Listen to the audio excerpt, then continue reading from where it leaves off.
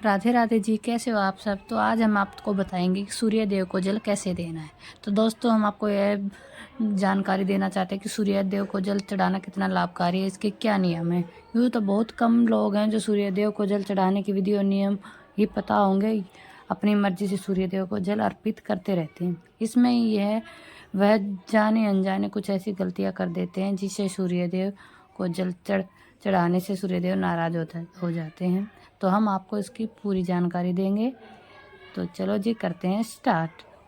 उनके जल चढ़ाने की विधि और नियम बताने से इससे आपको यह पता लगेगा कि सूर्य देव को जल कब चढ़ाना चाहिए।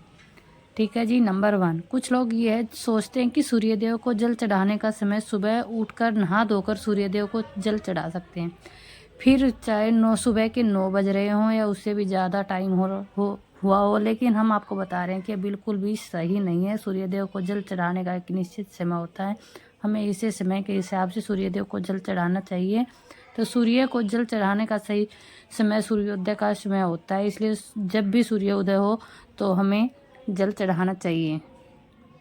सूर्य उदय होने के 1 से 2 घंटे के बीच में आप सूर्यदेव को जल चढ़ा सकते हैं, या उससे सबसे अच्छा समय माना जाएगा कि आप इस एक समय बना ले सूर्यदेव को जल चढ़ाते हैं तो आपको लिए बहुत ही शुभ होगा। इसलिए आप धीरे धीरे सूर्यदेव की किरणों का प्रभाव तेज होता जाता है। ऐसे में प्रक्रियाएं हमें बिल्कुल भी लाभ नहीं देती, हमें हानि पहुंचती है। कुछ लोग सूर्यास्त के समय भी सूर्य का जल अर्पित करते हैं, जो कि बहुत गलत है। दरअसल सूर्यदेव को जल तब दिया जाए जब सूर्य की किरणों का प्रभाव पड़ता है, तो हमें उस समय पर जल चढ़ाना चाहिए सुबह जल्दी उठकर। नंबर 2, सूर्य देव को जल देने की दिशा सूर्य देव हमेशा दिखाई दे यह अवश्य नहीं है, क्योंकि कई बार मौसम में बदलाव होता है, धुंध होती है, बारिश हो जाती है, बादल आदि होने के कारण हमें सूर्य देव के दर्शन नहीं हो पाते हैं।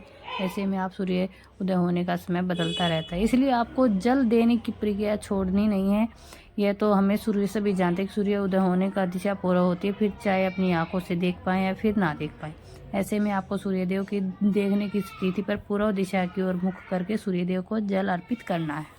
नंबर 3, सूर्य को जल देने से पहले आपको स्नान जरूर करना है। सूर्य को जल देने की विधि के अनुसार इस प्रकार आप गांठ बांध ले कि आप बिना नहाए सूर्यदेव को जल अर्पित नहीं करेंगे, अन्यथा आपको इसका आधा अधूरा लाभ प्राप्त होगा।